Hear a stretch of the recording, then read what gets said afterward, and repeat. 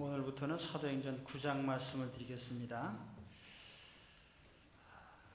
사도 중에 가장 위대한 사도 바울, 신약 성경의 절반을 기록했고 가장 중요한 핵심적인 교리들을 기록한 위대한 사도 바울이 어떻게 예수를 믿게 됐는지 바로 그것을 알려주는 것이 사도행전 9장입니다.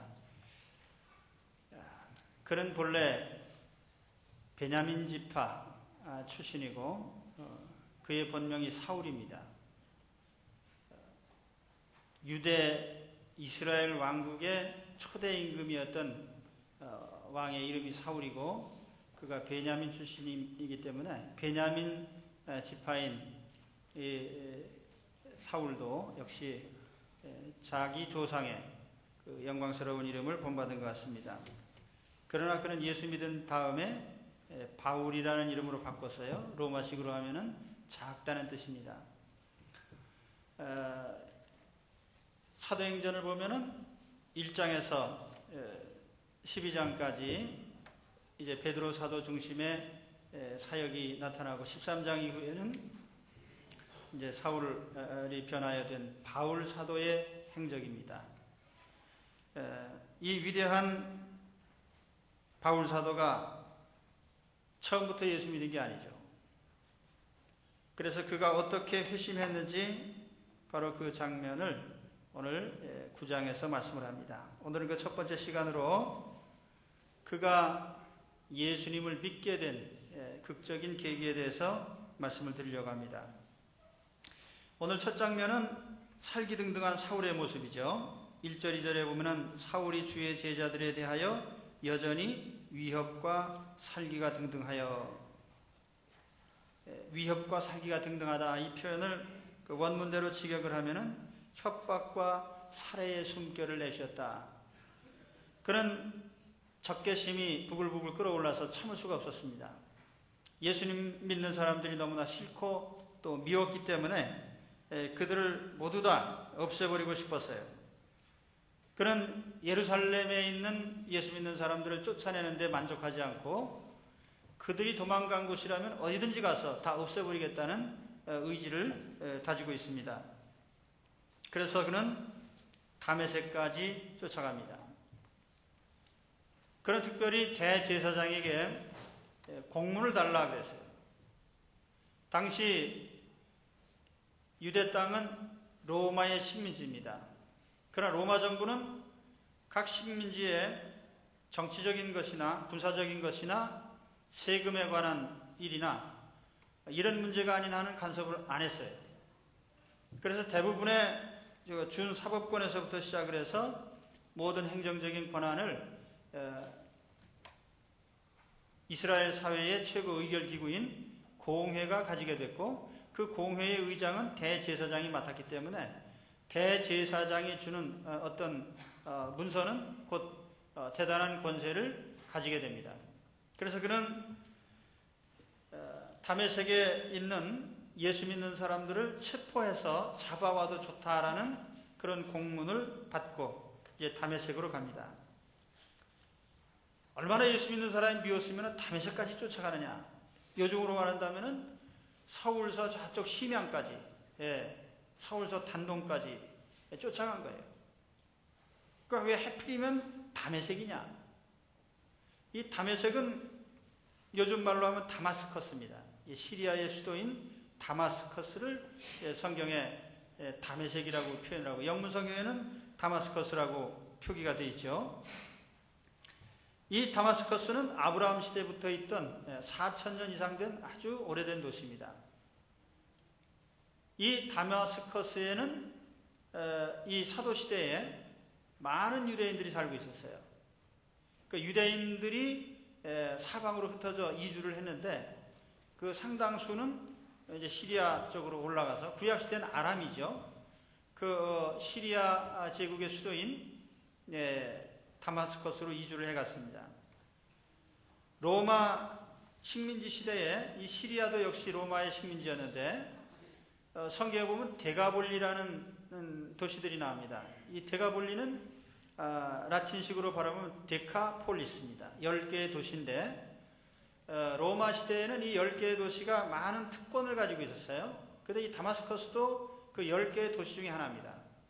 그래서 거기에 이제 유대인들이 많이 살고 있었는데, 그 역사가인 요세푸스의 기록에 보면은 이 다마스커스의 당시의 유대인들이 수만 명이 살고 있었습니다.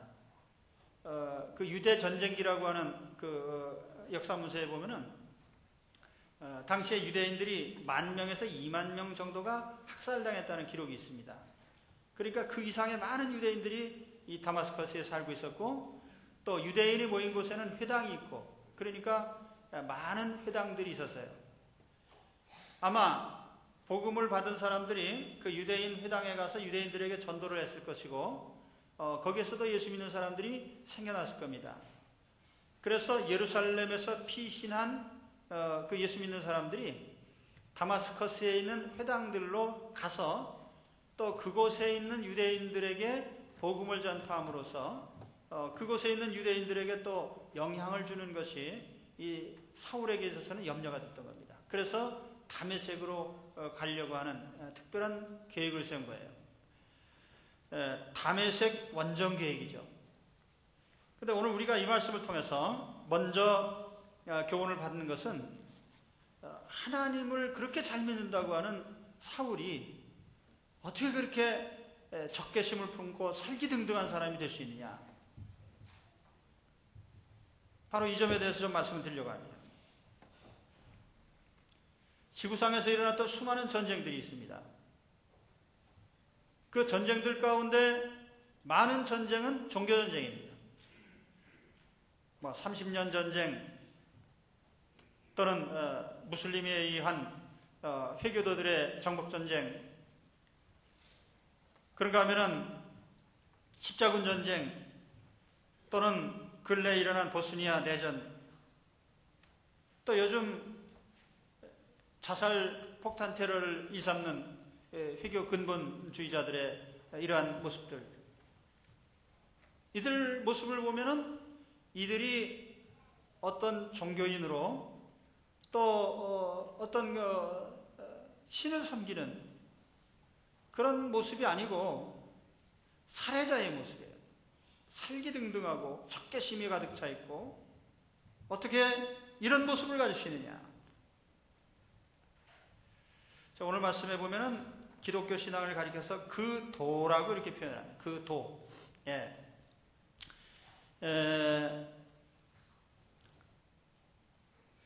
그 도라고 하는 이 도는 길도자입니다. 한국 글자로 하면, 영어로 하면 더 웨이, 헬라어로는 호도스라고 이렇게 표현을 하고 있는데, 정관사가 붙어 있어서 호도스, 길. 신앙은 삶의 길이고 구원의 길입니다. 그래서 사도행전에도 종종 보면은 우리 그리스도인이 믿는 도리를 가리켜서 그 길, 도라는 표현을 쓰고 있어요.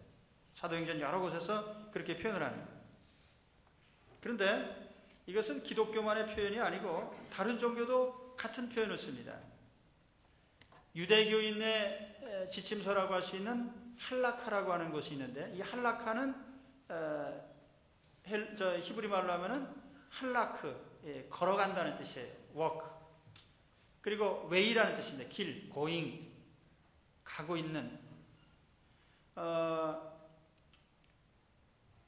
중국 사람은 자기들의 그 종교적인 도리를 이 타오라고 해요. 이 타오라는 말은 길도자를 중국식으로 발음한 겁니다. 도. 시리아 사람들은 자신들의 그 종교적인 가르침을 우르차라고 하고, 아랍 사람들은 아사비라고 합니다. 인도 사람은 파틴이라고 합니다.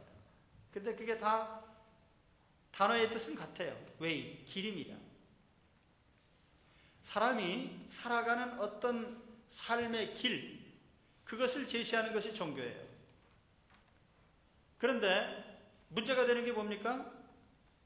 어떤 사람이 다른 지침과 길을 가지고 있을 때에 그것을 우리가 적개심을 품고 제거하려고 하는 이 마음을 품는 것이, 이게 잘못된 거죠.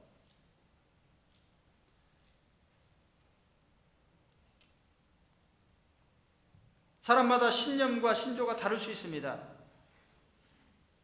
그렇다고 해서 나와 다른 생각을 가지고 있는 사람을 죽여버리고 없애버리겠다는 것은 잘못된 생각이죠.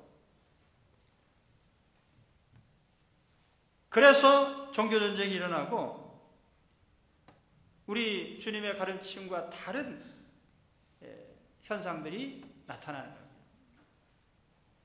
우리 대한민국은 종교 자유가 보장된 나라입니다. 누구든지 종교를 가질 수 있고 전도할 수 있고 자기가 믿는 도리를 전할 수 있는 자유가 있습니다. 최근 어떤 국회의원들이 종교 편향 방지법을 만든다고 그러는데 그 발상 자체가 잘못된 겁니다. 인도네시아에 가면은 종교법이 있는데 그들은 외형상 종교의 자유가 있다고 그래요. 그러면서 자기가 믿는 종교를 남에게 절대로 전하지 말라고 합니다. 그게 종교의 자유가 아니죠. 우리가 믿는 신앙에 대해서 마음 놓고 얘기할 수 있고 때로는 설득도 할 수 있고 자유롭게 믿고 안 믿고는 본인이 할 일이에요. 그런데 원천적으로 어디까지는 하지 마라. 이게 잘못된 거죠. 다만 우리가 금지하고 금해야 될 것은 폭력적인 겁니다. 적개심을 품는 거예요. 우리도 마찬가지지만은 우리가 다른 신앙을 가진 사람들에게 우리가 칼을 들고 대항할 수는 없는 거예요. 그래서 예수님께서 베드로가 칼을 뽑았을 때 뭐라고 했습니까? 칼을 도로 집어넣어라. 칼집에 꽂아라. 칼을 가진 자는 칼로 망한다는 거예요. 진리를 모르는 사람은 미워할 대상도 아니고 증오의 대상이 아니고 긍휼히 여길 대상입니다. 그렇기 때문에 우리 주님께서 우리에게 우리가 순교를 하면서도 우리는 그런 보복을 해서는 안 되는 거예요.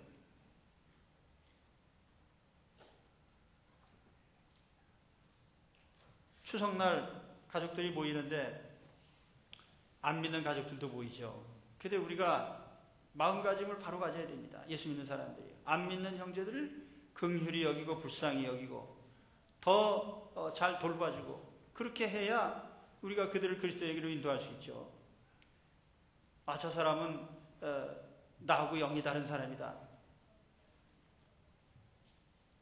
우리가 그 예수 믿으면서 처신을 똑바로 해야 돼요. 가족들이 모여서 형제들이 야, 우리 가족들이 모이는데 우리 회비를 10,000원씩 걷자. 그러면은 안 믿는 형제는 20,000원, 30,000원을 내야 돼요. 그리고 뭐든지 잘 도와줘요. 그런데도 싫다고 하는 사람 어디 있어요? 예수 믿는 거 빙자해가지고 안 하니까 그렇죠.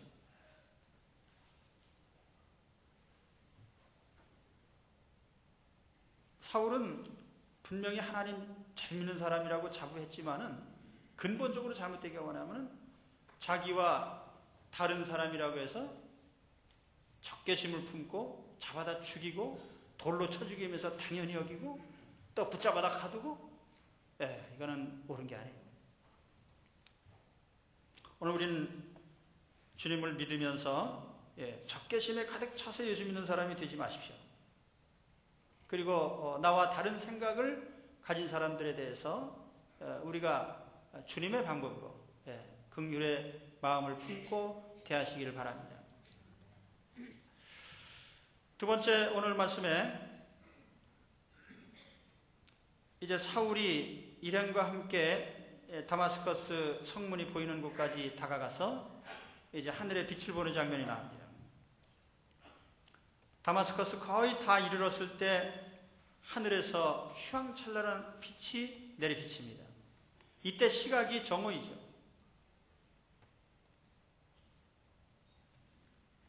정오의 햇빛 맑은 날, 여러분 한번 밖에 나가 보십시오. 눈을 뜰 수가 있나요? 눈이 부셔서 눈을 뜨지 못할 정도로 밝습니다. 정오의 햇빛 아래 가로등이 보입니까? 정오의 햇빛 아래 아무리 밝은 서치라이트를 비친들 그것이 태양빛만 하겠어요? 어떤 빛을 비춰도 낮에는 밝지 않습니다. 그런데 정오의 태양보다 더 밝은 빛이 오죽 밝으면 눈이 멀 정도로 그런 밝은 빛이 사울에게 비춰졌습니다.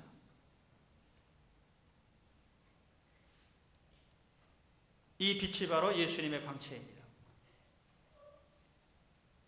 하나님의 빛입니다.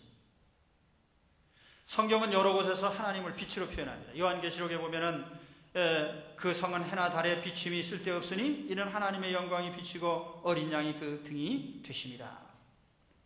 요한복음에는 예수님을 빛이라고 합니다. 참빛 곧 세상에 와서 각 사람에게 비치는 빛이 있었나니. 창세기 1장에 하나님이 만드신 우주 만물 중에 첫 번째로 창조하신 게 뭐예요? 빛입니다. 빛. 야, 하나님 우주 만물 가운데 왜 빛을 제일 먼저 만드셨을까? 빛은 하나님의 본성을 반영하는 하나님의 성품을 잘 나타내주는 그런 물질입니다. 아인슈타인이 연구한 주제가 빛이죠.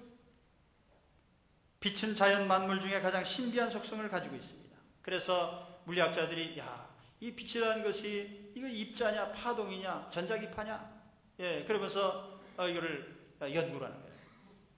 빛은 전파되고 직진하고 굴절하고 반사되고 공간을 채우고 에너지를 공급합니다. 그래서 마치 하나님의 그 본성의 모습과 같은 그런 모습이 빛 속에 들어있어요. 빛은 하나님의 본성 가운데 도덕적인 선을 의미하고 생명을 의미하고 또는 능력과 힘을 상징합니다. 사울이 주님의 광채를 볼 때에 그 주님의 광채 앞에 그 자리에 엎어졌어요. 사울이 길을 가다가 다메섹에 가까이 이르더니 호련히 하늘로부터 빛이 그를 둘러 비추는지라 땅에 엎드러져. 사울이 땅에 엎드러진 걸 가지고 닥터 클라우스너라고 하는 어떤 분은 아주 이상한 해석을 했습니다. 그때 사울이 갑자기 간질병이 발동했다. 그래서 성경 읽다 보면 가끔 그 신학자들 중에도 이상한 사람들이 있어요. 그래서 바울의 일생 동안 가시고 있었던 그 가시라고 하는 지병이 뭐냐 할 때 어떤 사람들은 간질병이라고 해요. 그러면서 이 클라우스너는 말하기를 역사상 유명한 인물 가운데 간질병자가 많다는 겁니다. 예를 들면 모하메드나 어거스틴이나 성 버나드나 사보나롤라나 야콥 보헤미나 스웨덴보그 같은 말하자면 신학자들, 또 율리우스 시저나 피터 데제나 나폴레옹 1세 같은 정치인, 또 파스칼이나 루소나 도스토옙스키 같은 이런 예술가들이 간질병자였다. 오늘 여기 사울이 쓰러진 거는 간질병 때문에 쓰러진 거 아니에요. 어디서 그런 기독교 책 읽으면은요, 이게 잘못된 건 줄 알아야 돼요. 분명히 사울은 맨정신으로 우리 주님의 능력의 광채 앞에 쓰러진 겁니다. 그리고 그는 사도행전에 오늘 그 사도행전 9장에도 보면은 17절 27절에 거듭 말하기를 그는 황홀경에서 빠진 그런 상태가 아니고 자기 의식을 분명히 가지고 자기가 두 눈을 가지고 분명한 대상을 목격을 했어요. 누굽니까? 부활하신 예수님.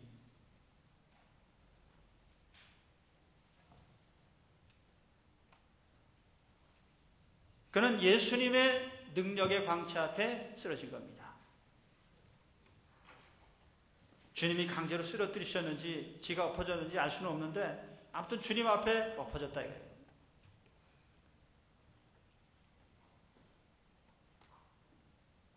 주님의 광채 앞에 땅에 엎어진 것은 참 은혜로운 장면입니다. 저는 그런 생각을 했어요. 내가 예수님 앞에 엎어질 수만 있다면 1000번, 10,000번이라도 엎어지겠다. 하나님 앞에 엎어진 사람은 복 있는 사람입니다. 우리가 사람 앞에 엎어지는 건 별로 유익이 없지만요, 주님 앞에 엎어지는 것은 은혜로운 일이에요. 행복한 일입니다. 이 세상에 보면은 하나님 앞에 굴복당하지 않으려고 애쓰는 사람들이 다 불행한 사람들이에요. 뭐나 있는 것처럼 그냥 버티면서 하나님 앞에 엎드리지 않으려고 해요. 그러나 우리가 하나님 앞에 엎드려지는 사람은 진짜 복 있는 사람이에요. 그런 의미에서 오늘 우리는 다 복받은 사람들입니다. 주님 앞에 엎어진 사람들입니다. 주님 앞에 엎어진 것은 몇 가지 뜻이 있습니다. 첫째로 내 자신이 하나님 앞에 죄인임을 인정하는 거예요. 사울은 자기 자신이 가장 의롭다고 생각했어요. 나처럼 율법 잘 지키고 하나님의 뜻을 잘 수행하는 사람 어디 있냐. 그런데 비로소 그가 주님 앞에 딱 서서 보니까 내가 제일 죄인이에요. 구약에 보면은 하나님을 대면한 사람들이 한결같이 하는 말이 있죠. 나는 죽었구나. 왜 그랬어요? 내가 죄인인 걸 알기 때문에. 하나님 앞에 죄인인 걸 인식하는 것이 참 신앙의 출발점이고요. 그로부터 우리는 복음을 받아들이게 되는 겁니다. 둘째로 사울이 엎드린 것은 자신의 무능성에 대한 자각입니다. 사울은 주 앞에 엎어져서 앞을 보지 못했어요. 눈은 떴지만 보이질 않습니다. 사실은 눈은 있으나만 한 거예요. 오늘 우리도 그래요. 물론 우리의 육신의 눈도 대단히 우리 삶에 중요하죠. 그러나 영적인 걸 아무것도 못 보는 눈이다. 그러면 육신의 눈이 있으나만 한 거예요. 하나님을 볼 수 없습니다. 천국을 볼 수 없습니다. 영적 세계를 볼 수 없습니다. 그 우리 육신의 눈이 뭐예요? 눈은 뜨고 있는데 못 보니까. 사울은 자기는 인생을 올바로 보고 있다고 생각을 했지만은 그는 사리를 알지 못하는 무능한 인간임을 자각을 했어요. 그리고 세 번째로 이제는 주님의 처분만 기다립니다 하는 그런 모습이죠. 주님 앞에 엎드렸다는 거죠.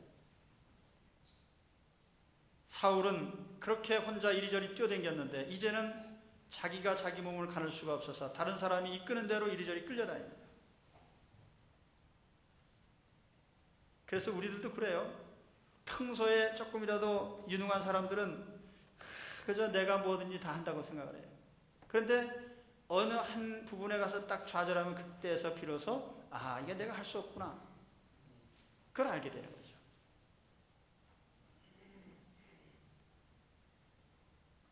오늘 하나님 앞에 버티지 말고요. 주님을 보시고 주 앞에 완전히 엎드러지는 그런 분들이 되시기를 바랍니다. 하나님 앞에 굴복하는 것은 가장 큰 행복입니다.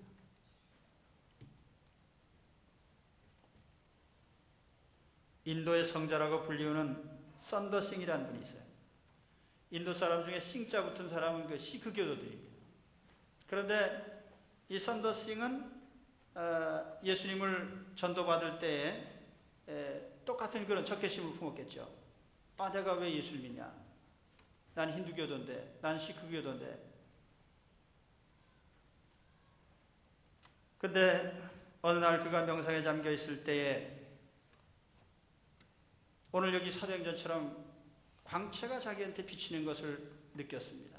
밝은 빛이 자기를 비추는데 그 빛 속에 어떤 사람의 형상이 나타납니다. 그가 힌두교도인교의 어떤 성자의 모습이 나타나나 그랬는데 아니 뜻밖에도 모르는 사람이 나타났어요. 그분이 예수님인 걸 알았습니다.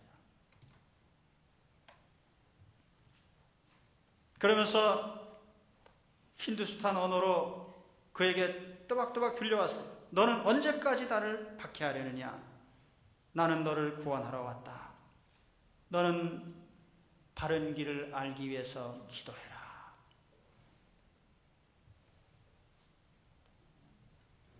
주님의 음성을 들으면서 그는 이런 생각을 했습니다.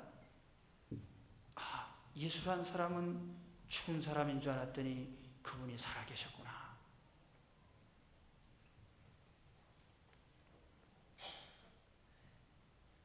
그래서 주님의 발 앞에 엎드렸습니다. 그는 주님을 만나서 그 앞에 엎드린 순간에 마음에 놀라운 평화가 다가오는 것을 느꼈어요. 그리고 큰 기쁨이 다가왔습니다. 자기가 그렇게 얻으려고 하던 마음의 기쁨이 속에서 샘솟았습니다. 놀라운 것은 그 선다싱이 그런 체험을 할 때 그는 사도행전에 있는 이 스토리를 알고 있지 못했어요. 그는 그때 얻은 그 평안과 기쁨을 일생 동안 지속하고 그 후로 주님의 신실한 증언자가 되었습니다. 우리 인생에는 극적인 전환기가 있습니다. 때때로 성공하려고 발버둥치고 애를 쓰다가 좌절되는 순간들입니다. 때로는 사업에 실패하고 건강을 잃기도 하고 시험에 낙방을 하고 퇴출을 당하기도 하고 그런 순간에 우리는 엎드려집니다. 사람 앞에 엎어지지 마시고요. 주님 앞에 엎어지면 됩니다. 그때가 인생의 전환기죠. 사울은 쓰러진 후에 사흘 동안 먹지도 않고 마시지도 않고 기도했습니다. 무슨 기도를 했을까요? 하나님, 앞으로 내가 어떻게 살면 되겠습니까? 자기 인생에 대한 신실한 질문을 해요. 오늘 우리는 이와 같은 사울과 같은 극적인 삶의 경험들이 있어야 됩니다. 그래서 주님으로 말미암아 주님을 만나기 전과 만난 후에 우리 역사에 AD와 BC가 있잖아요. 주님 이전과 주님 이후. 마찬가지로 오늘 내 인생에 있어서 주님을 만나기 이전과 만난 이후의 삶이 달라지시기를 바랍니다. 세 번째로 오늘 말씀의 장면은 주님과 사울 사이의 대화 장면이 나옵니다. 짤막한 몇 마디의 대화인데 대단히 중요해요. 여기 두 가지 중요한 주제가 들어있습니다. 첫 번째 주제는 예수님의 신원에 관한 것입니다. 사울아, 사울아, 너는 왜 나를 박해하느냐? 그랬더니 사울이 뭐라 그랬어요? 주여, 누구십니까? 나는 네가 박해하는 예수다.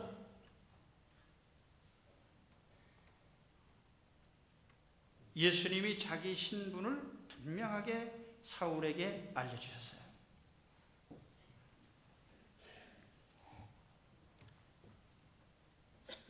법정에 가면 인정신문이죠.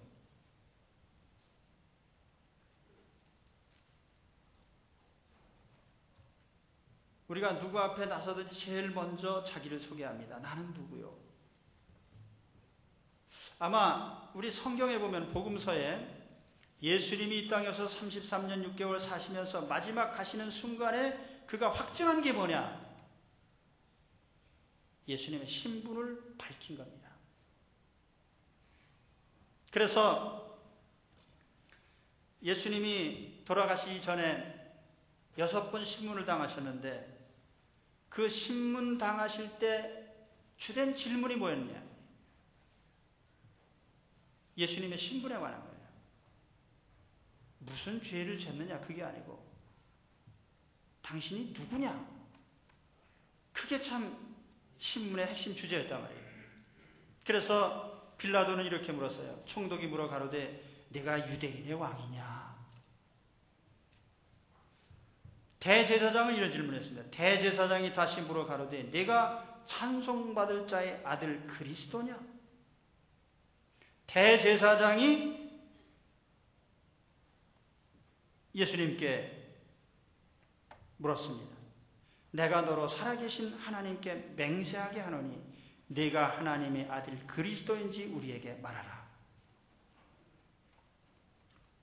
그런데 예수님도 답변을 하셨는데 다른 건 다 입 다물고 말 안 하셨어요.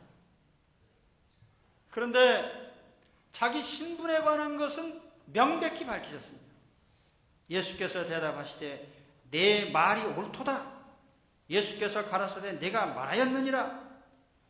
덧붙여서 이후에 인자가 권능의 우편에 앉은 것과 하늘 구름을 타고 오는 것을 너희가 보리라. 예수께서 이르시되 내가 그니라. 빌라도가 가로되 그러면 내가 왕이 아니냐? 예수께서 대답하시되 네 말과 같이 내가 왕이니라. 근데 우리가 예수님의 마지막 신문에서 왜 예수님의 신분에 관한 것을 거듭거듭 묻고 예수님도 다른 거 대답 안 하시고 신분에 관한 것만 확증하셨을까요? 그게 제일 중요하니까. 예수님은 그리스도시고 하나님의 아들이십니다. 그 사실을 밝히면 예수님 이 땅에 오신 모든 목표가 끝나는 거예요. 사울은 예수님을 비로소 알게 된 겁니다. 그 메시아가 바로 예수님이시구나. 그래서 사울은 남은 생에 다 어떻게 보냈어요? 예수님을 증거하다가 참수형을 당하는.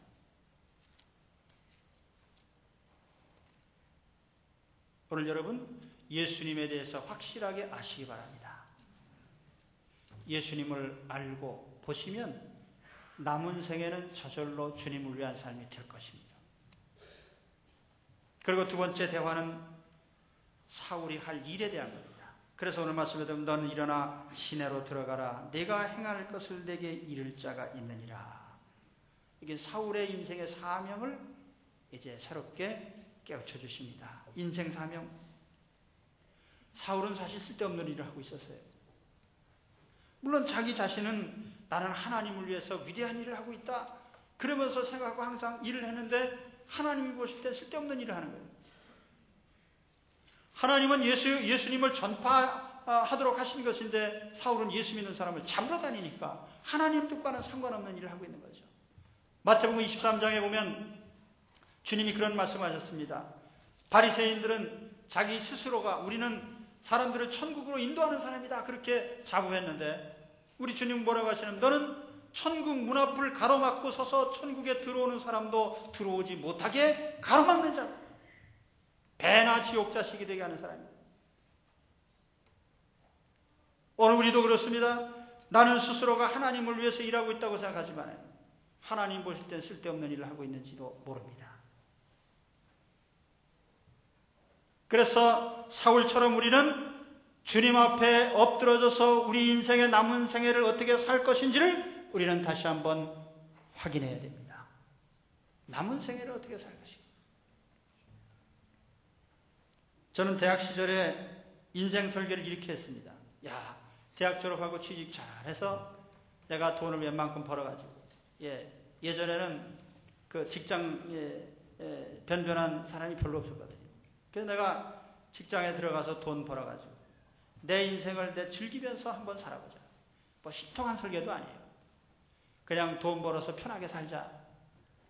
그래 제가 병들어서 누워가지고 학업을 중단하고 생각해 보니까 세상에 인생이 나 하나 먹고 사는 건 일도 아니구나. 혼자 먹고 사는 건 큰 어려움 없는 겁니다. 요즘 사람들이 왜 혼자 살아요? 왜 결혼도 안 하고 독신이 많습니까? 혼자 먹고 사는 게 편하니까요. 아주 이기적인 거예요. 결혼 안 하는 우리 청년들 가운데 결혼 안 하겠다고 생각하는 사람이 있으면요 하나님 앞에 아주 고약하고 악한 죄입니다. 아주 이기적인 죄예요. 인간으로 태어났으면 결혼을 해야 되고 결혼을 했으면 자식을 낳아야 되고 자식을 기르는 걸 일생의 사명으로 알아야 돼요.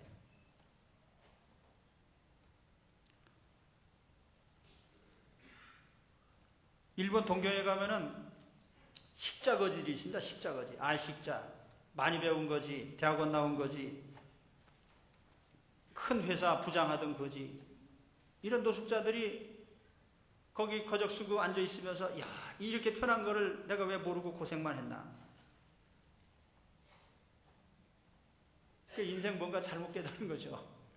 나 하나 먹고 사는 거는 걱정도 없어요. 어디 가서 뭐 무슨 일을 하면 뭐 먹을 게 없겠어요. 요즘 쓰레기통만 잘 뒤져도요 먹을 거 많이 나오고 또 요즘엔 옷도 멀쩡한 거 많이 버리기 때문에 그냥 주워 입어도 넉넉해.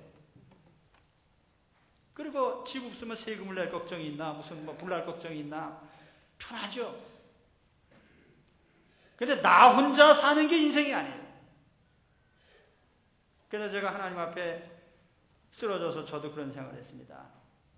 인생이 세상에 태어나서 나 하나 먹고 사는 게 문제가 아니에요. 그래서 제가 하나님 앞에 엎드려 기도했어요. 하나님, 나에게 생명을 다시 주신다면 하나님이 시키는 일을 하겠습니다. 그러니까 전 청년 시절에 그런 걸 겪은 걸 너무나 감사하게 생각합니다.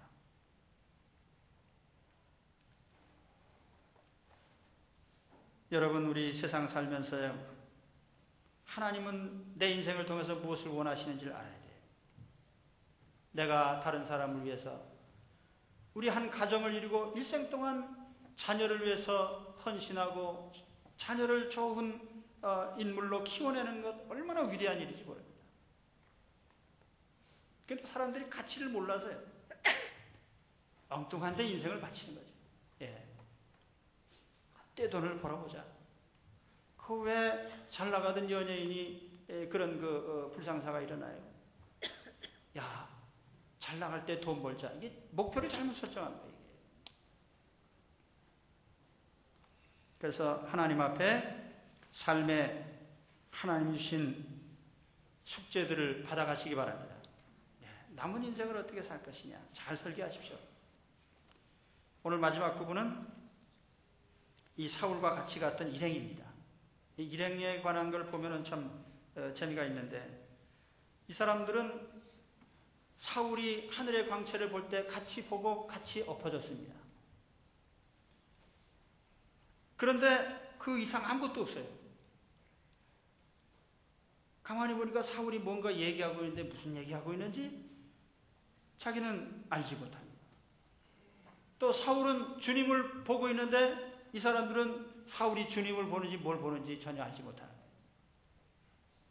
천둥 소리가 나는지 대화를 하고 있는지. 그래서 제가 이런 생각을 했어요. 야, 이것이 신앙이구나.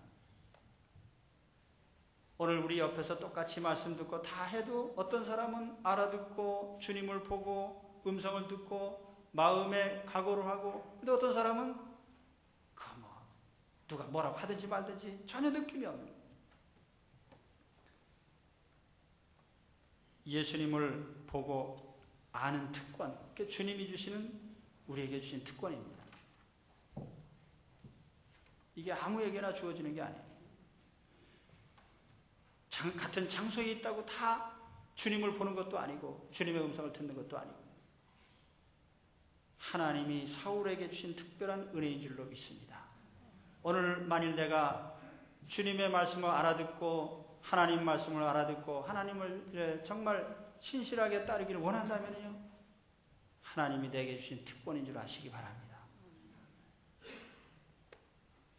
그래서 오늘 사울과 같이 참으로 인생의 극적인 전환기요, 지금까지는 어떻게 살았든지 우리 예수님을 만나는 순간 우리 앞으로의 남은 삶은 어떻게 살 것인가, 이것을 다시 한번 주 앞에서 찾으시는 그런 여러분들이 되시기를 축원합니다. 기도하겠습니다.